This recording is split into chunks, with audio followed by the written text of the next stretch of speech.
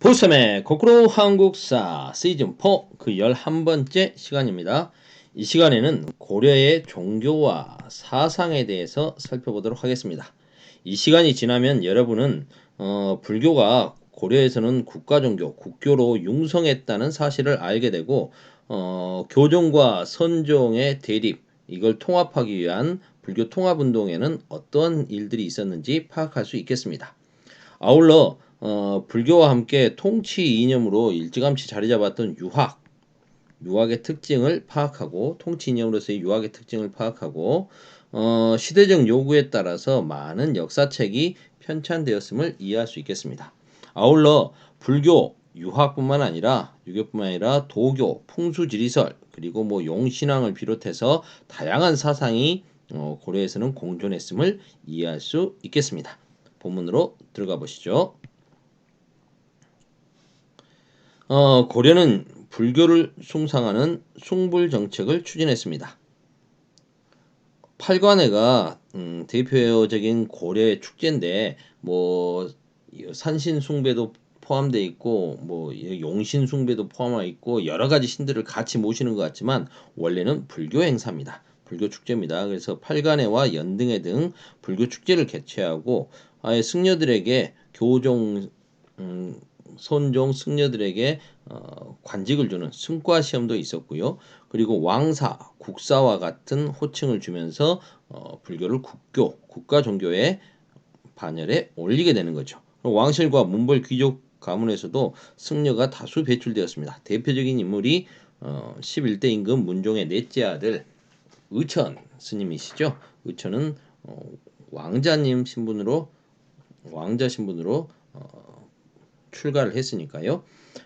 불교의 발전 과정, 고려시대 불교의 발전 과정을 주요 승려들을 중심으로 확인해 보도록 하겠습니다. 의천은 말씀드렸듯이 문종의 넷째 아들로 원래 화엄종 승려였습니다. 교종계통의 화엄종 승려였는데 송나라에 유학하고 와서 교종과 선종의 통합을 위해서 해동 천태종을 창시하죠. 해동은 우리나라 해동 천태종, 중국의 천태종을 수입해서 해동 천태종을 개창하고 교관 겸수를 내세워서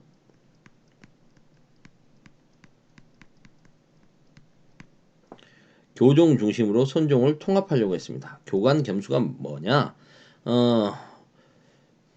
교종을 중심에 두고 쉽게 말하면 이거겠죠. 교종을 중심에 두고 겸한다. 수행을 겸한다. 실천 수행이 뭡니까? 선종이죠. 그래서 이건 불교 이론 공부, 교학 열심히 교종이라는 게 해탈에 이르기 위해서는 공부를 열심히 해야 된다는 게 교종 아닙니까? 그래서 그걸 중심에 놓고 그 다음에 실천 수행을 겸한다. 그래서 교종과 선종할 때는 교종을 더 우선에 둔다라는 걸 알 수가 있죠. 이렇게 선종을 통합하려고 했던 게 의천.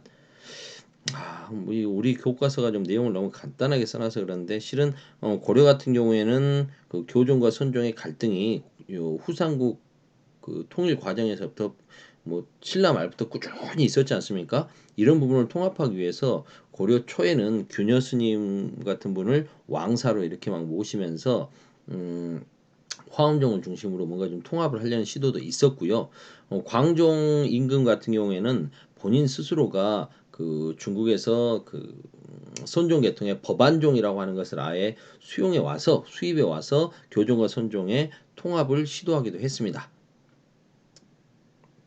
우리 교과서에는 그런 부분이 좀 생략돼 있어서 간단하게 좀 설명드렸고요. 그 다음에 이제 유명한 사람이 진울 스님이죠. 진울은 불교계가 너무 세속화돼 있다. 무신 정권기에 집권기에 불교가 너무 타락하고 세속돼 있다라고 비판하면서 불교 본연의 모습으로 돌아가자. 그래서 결사운동, 정화운동을 펼칩니다.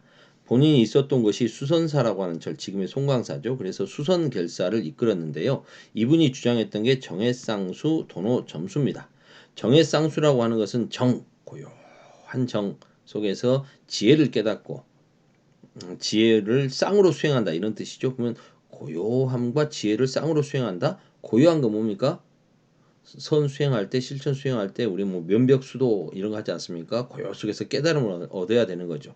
지혜는 어디 있다고요? 경전에. 그러면은 이런 실천 수행과 교리 연구를 쌍으로 수행한다라고 돼 있네요. 근데 앞에 써져 있는 게 뭡니까? 정이죠. 그렇다면 뭐 교종과 선종 중에서 이 양반은 아하 선종을 좀 더 중요시 여겼구나라는 걸 알 수 있죠. 도노 점수라는 건 뭐냐면 도노는 깨달음입니다. 아 유레카 이거죠. 근데 깨달았다 해서 부처님의 지혜를 얻었다 해서 바로 그걸로 끝나는 게 아니고 점진적으로 수행을 그래도 계속 해야 된다. 깨달은 뒤에도 수행을 계속 해라 이런 뜻입니다. 선종 중심으로 교종을 통합하려고 했다라는 걸 알 수가 있겠습니다. 요새 스님 같은 경우에는 천태종 승려로서 백년사에서 결사를 결성했습니다. 그래서 백년결사라고 하는데요. 여러분들 천주교에서 보면 이런 거 있죠. 내 탓이요, 내 탓이요, 막 하는 거. 이분도 참회를 통한 실천을 강조했습니다. 자기가 뭘 잘못했는지 반성적으로 해보라는 것과 함께 또 뭐 이렇게 주문을 외우는 것도 같이 했다고 그래요. 그래서 일반 민중들, 서민들이 많이 따랐다고 합니다. 해심 이분은 진울에 이어서 2대 수선 결사를 이끌었던 사장인데요. 이분이 주장했던 것 중에 좀 재밌는 게 유불일치설입니다. 아 이거 참나.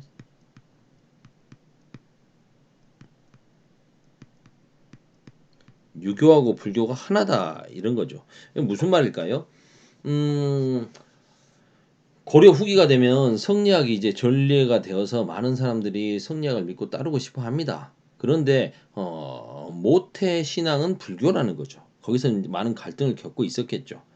그럴 때 이제 이 양반이 이야기해 주는 게 유교나 불교나 심성을 수련한다는 측면에서는 똑같은 것이요라고 이야기를 하니 이제 마음 편하게 유학의 토대를 갖춘 성리학자들이 수용될 수 있었던 거죠. 성리학이 들어올 수 있었던 거죠. 성리학 수용의 사상적 토대를 마련해 주었다라고 평가받는 게 해심. 이렇게 불교 국가였던 고려지만 유교는 일찌감치 통치 이념으로 받아들여져 있었습니다. 나라 초기부터. 그래서 태조 왕건도 유학 진흥을 훈요 10조에서 강조했고요. 광종 같은 경우에는 아예 과거 시험을 실시함으로써 유교적 소양을 갖춘 사람들을 관리로 뽑기도 했죠. 그리고 성종은 국자감을 이라고 하는 교육기관을 만들었고 지방에 향교도 세우고 경학박사 등을 파견해서 지방에서도 유학 공부를 할 수 있도록 했습니다. 고려 중기 문부의 귀족 사회가 되면서 유교 교육은 더욱 활성화됩니다. 특히 문헌공, 해동공자라고 불렸을 만큼 그 유학의 조예가 깊었던 최충 이 양반 같은 경우엔 우리나라의 공자님으로 불렸는데 아예 학교를 세워버렸습니다. 구제학당이라고 하는 학교를 세웠어요. 요즘으로 따지면 뭐라고 해야 될까요? 이 제가 강좌인데 9개 강좌, 과거 시험에 합격할 수 있는 쪽집게 강좌 9개만을 개설한 거죠. 여기 나온 사람들은 이 문헌공 최충의 제자들이다 해서 스스로를 문헌공을 따르는 무리 문헌공도라고 불렀습니다.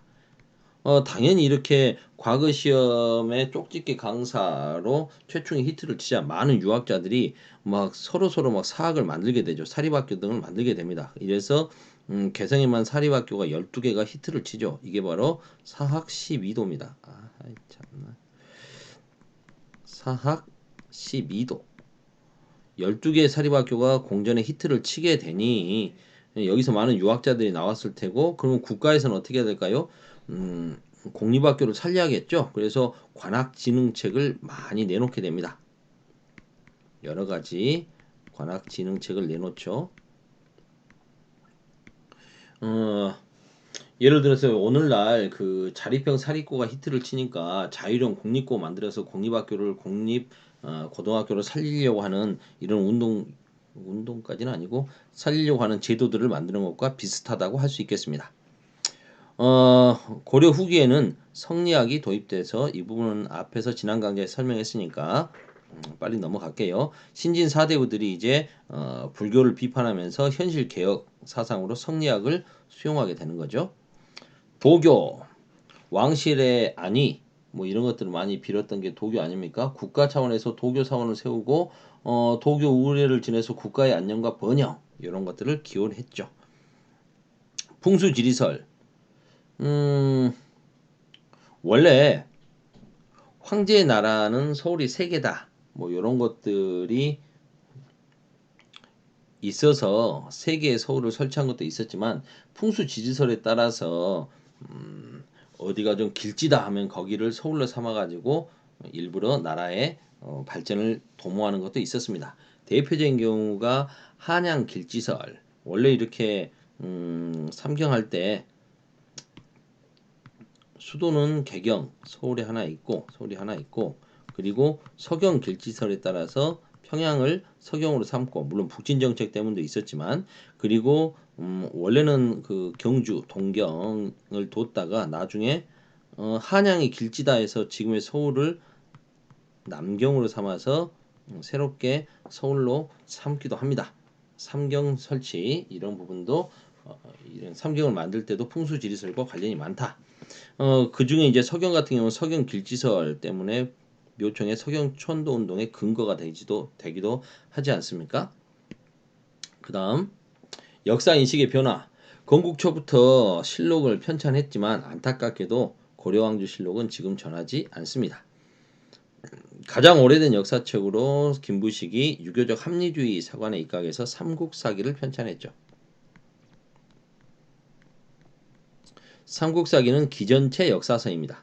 기전체라고 하는 것은 제왕의 기록인 봉기, 그 다음에 제후의 기록인 세가, 그 다음에 인물에 대한 기록인 열전, 그 다음에 주제별로 정리한 지, 연표, 표 이렇게 해서 본기, 세가, 열전, 지, 표 등으로 만들어진 동아시아의 역사 소술 방법입니다. 대표적인 게 사마천의 사기가 있죠.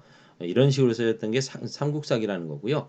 그 다음에 이제 고려 후기가 되면 전기에는 요 김부식과 같은 사람들의 이런 유교적 합리주의 사관이 역사 인식으로 유행을 했으나 고려 후기가 되면 무신 정변도 거쳤고 몽골의 침입으로 국가가 위기의식을 갖죠. 그래서 자주의식을 많이 강조하는 역사 의식을 갖게 됐고 그래서 이러한 자주의식에 기반한 역사책이 편찬되었습니다. 이규보의 동명왕편 고려가 이제 만주까지 장악했던 고구려의 그런 강건한 기상을 이었다. 쫄지 말자. 뭐 이런 의미 아니겠습니까? 주몽 동명성왕의 이야기 동명왕편을 썼고요. 이래는 삼국유사의 단군을 민족 시조로 제시하면서 여러 가지 설화 등을 기록했죠. 우리 민족에 대한 개념들을 강조하기 시작합니다. 이승유의 제왕운기, 이승유도 우리 역사의 시작을 단군부터 시작한 것으로 보는 거죠. 민족의식을 높이려고 하는 자주의식의 발로라고 하겠습니다. 그리고 이제 성리학이 강조하는 게 대의명분과 정통론이죠. 그래서 이러한 성리학의 수용과 함께 대의명분과 정통의식을 강조한 역사서가 편찬되었습니다. 대표적인 게 이재연의 사략이 있는데 안타깝게도 사략은 현재 전하지 않습니다. 오늘은 여기까지 하겠습니다.